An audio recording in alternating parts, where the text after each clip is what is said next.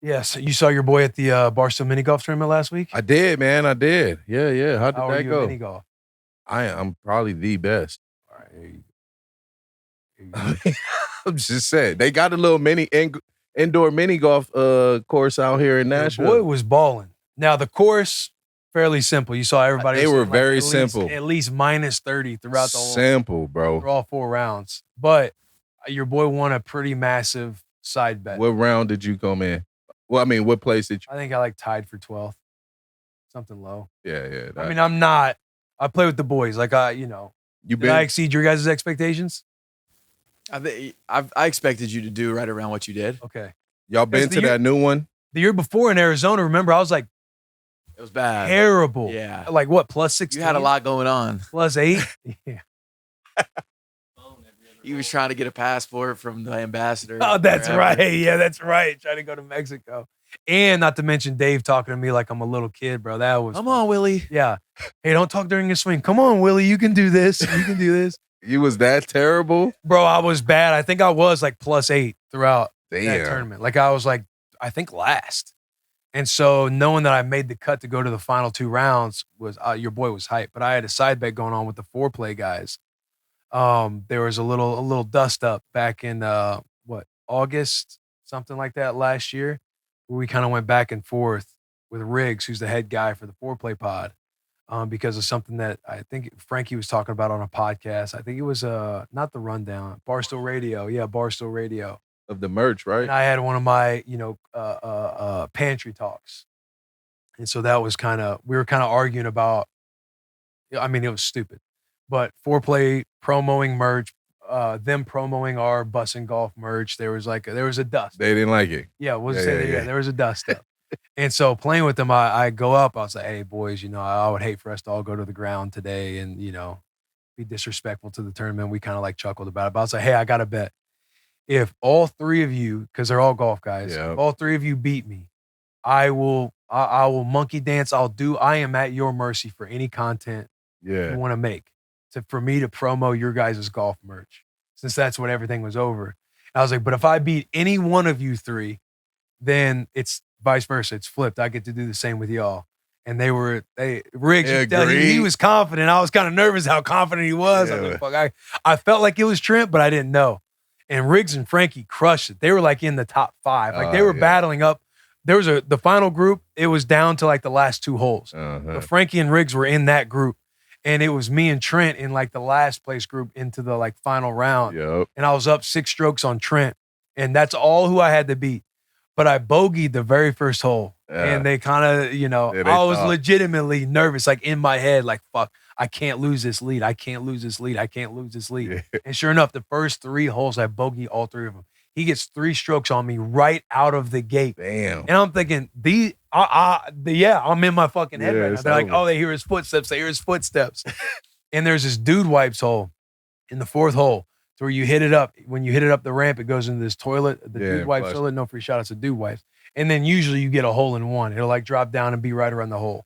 But it's a par 3, so you can make up a couple strokes. Yep. He fucking hits it out of bounds, shits down his leg, and four putts that hole. So he loses those 3 strokes that he got on me. He lost right there, and that's kind of I was able to maintain that same lead throughout the rest of the time. How did he hit it out of bounds? When he went up the ramp, did it fly off? He tried going to the ramp, so you got to give it some juice, and it went over. So they went to the left of the ramp and then skipped up off something and went out of bounds. So then he had to drop.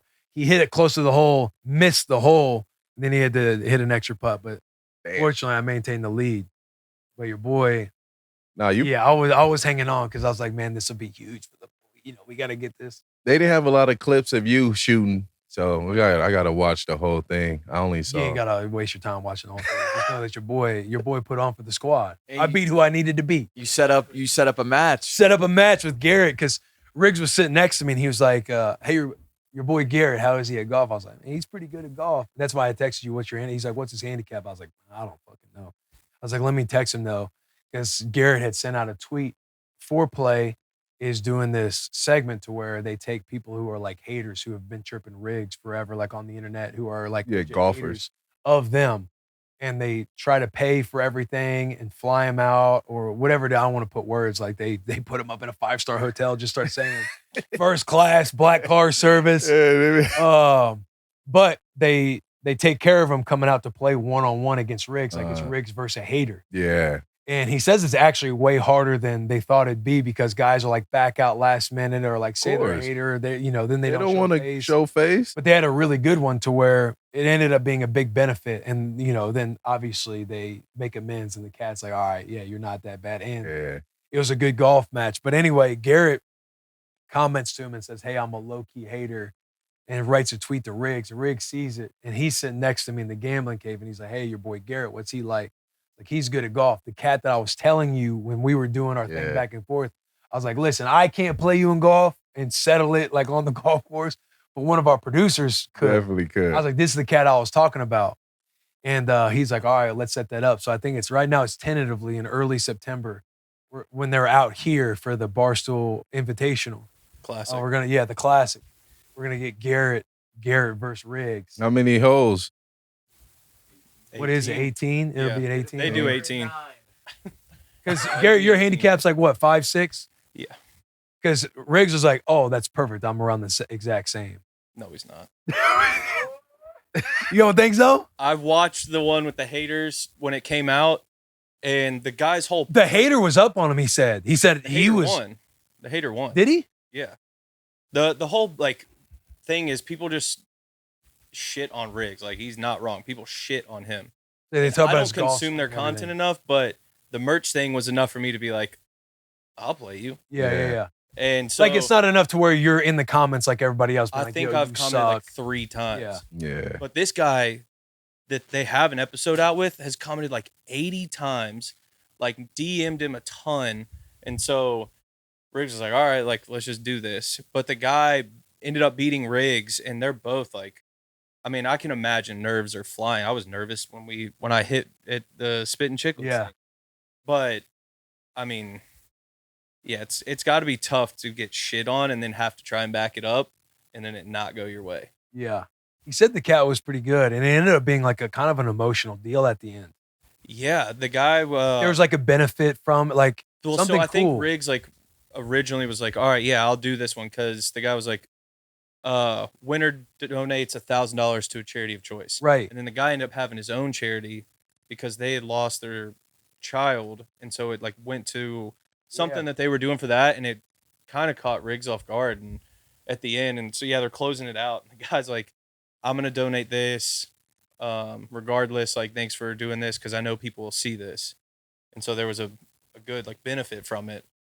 My benefit, I don't really have one, but it'll be a nice little grudge match. Sometimes I just feel like with podcasts, even though they say they haters, they really not haters. They fans. You know what I'm saying? But that segment is a hater segment. So from that, when they announced it, he's like, it's hard to filter out who's actually a hater because when they announce it, people are just now hating just to hate because they want to hit a golf trip. Yeah, with the Foreplay guys, of course. Right? They're a massive brand. There you go. And he's like, so we got to it's you find people who you might have, and then you got to go back in time and see if they've been an actual hater. Yeah, you got to be on some back in the day, man, if I see you, I'm going to kill you. It's on site. You got to say. Kill you, guys. Yeah, you got to be straight hate.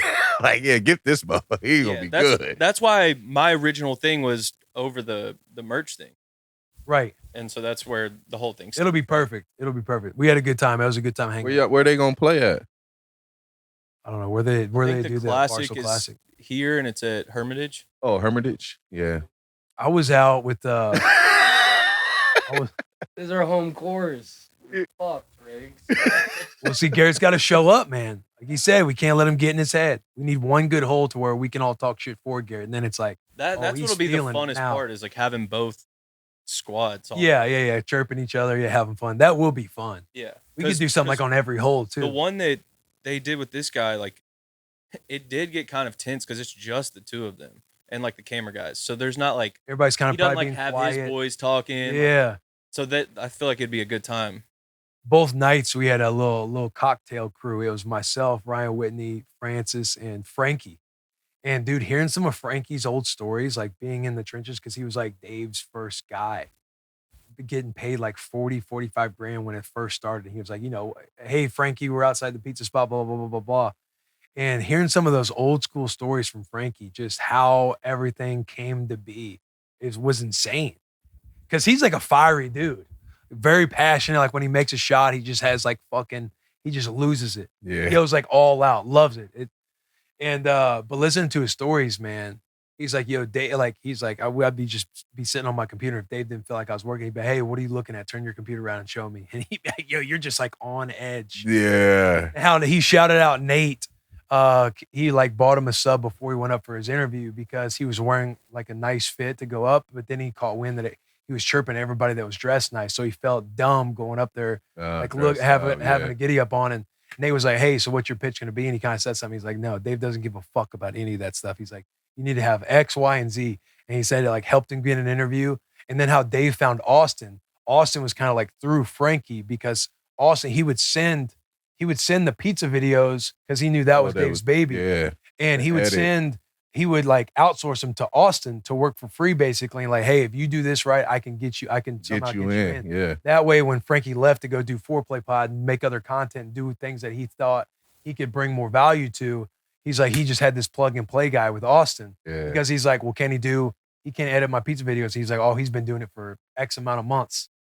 And so I like got him in, filtered him in. That's how Austin got linked up and got the gig with Dave. Because Dave, that's like a 24/7. You're like all in around Dave. I'm sure. But it was sick hearing some of those old stories. Shout out the crew, man.